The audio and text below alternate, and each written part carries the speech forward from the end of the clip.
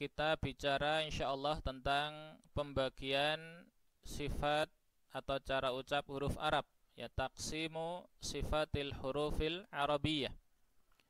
Yang perlu kami sampaikan pertama kali adalah bahwa cara ucap huruf Arab itu dibagi menjadi dua bagian, ya. Yang pertama adalah sifatul hurufil lazimah atau as-sifatul lazimatu, yang bisa disebut dengan as-sifatul asliyatu atau sifatul hurufil asliyatu, bisa juga disebut dengan as-sifatul dzatiyatu atau sifatul hurufil dzatiyatu. Itu yang pertama, ya. Kemudian yang kedua adalah as-sifatul aridatu atau sifatul hurufil aridatu. Itu dari segi istilah, ya, nanti kita jelaskan pengertiannya, kita lihat, ya. Jadi secara makna mudah, sifat lazimah ini artinya adalah cara ucap wajib, ya, karena lazimah ini artinya wajib, ya. Kemudian sifat asliyah kita artikan cara ucap pokok, ya, kan aslun salah satu artinya adalah pokok, begitu. Kemudian as-sifatul dzatiyah kita artikan dengan cara ucap inti. Ya, tiga istilah ini punya makna yang sama, punya pengertian yang sama. Jadi nanti terserah panjenengan, ya, terserah Anda mau memakai istilah yang mana, menggunakan istilah yang mana, itu terserah, begitu. Ya, baik. Kita lihat dari segi pengertiannya. Jadi sifat lazimah itu adalah, ya, oleh para ulama diartikan sebagai apa? Sebagai cara ucap yang wajib atau harus terpenuhi ketika mengucapkan sebuah huruf tertentu. Seperti sifat jahar, syiddah dan kawan-kawannya. Ini termasuk sifat huruf yang berlawan.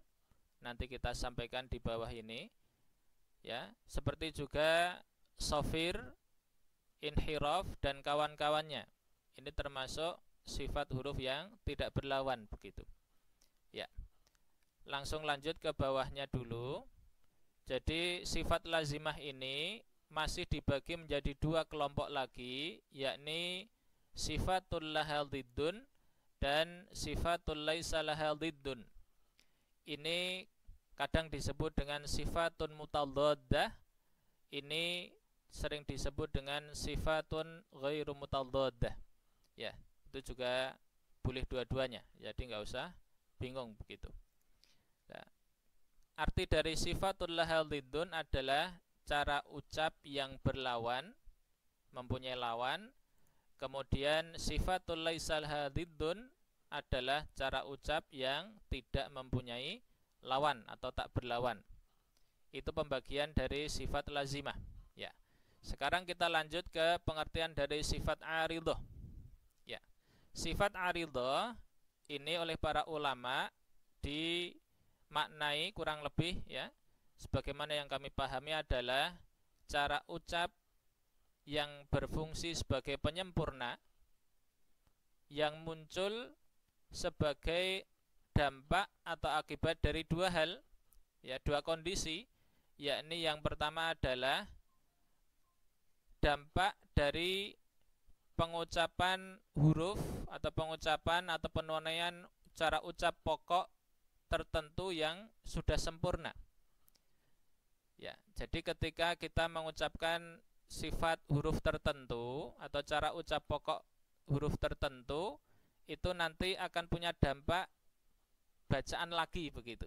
Ya, punya dampak cara ucap yang lain.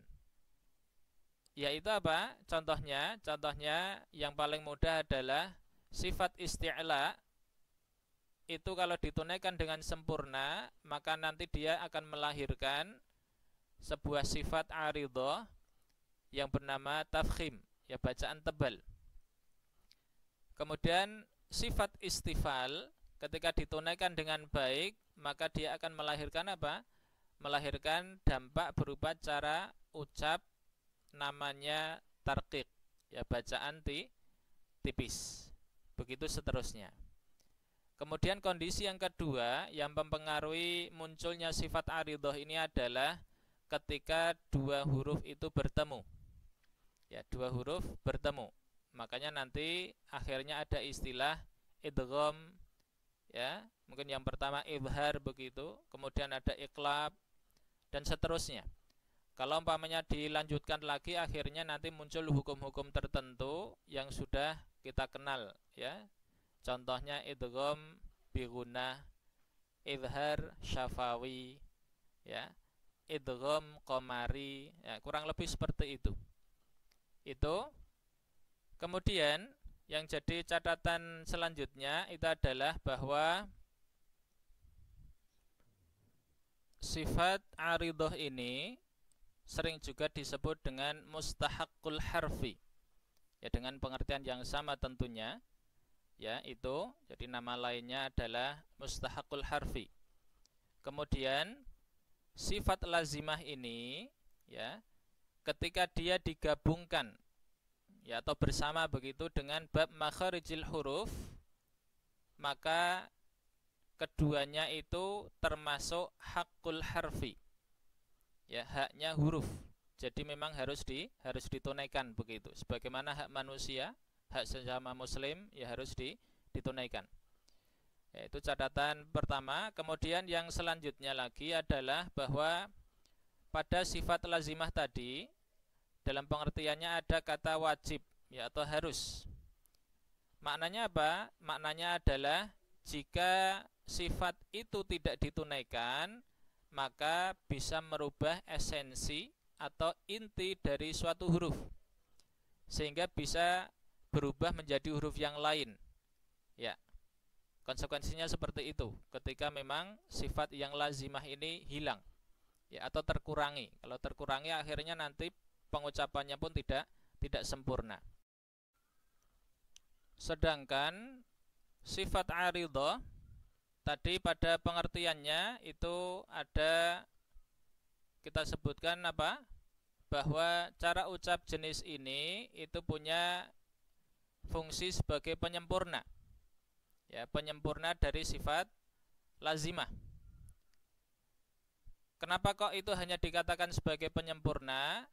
Karena jika ia kurang atau tidak tertunaikan dengan baik, tidak sempurna begitu, maka hal itu tidak merubah esensi dari sebuah huruf, sehingga tidak merubah satu huruf ke huruf yang lain begitu, kurang lebih.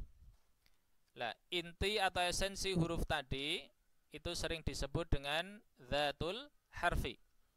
Ini istilah baru sehingga ya mohon untuk dihafal juga.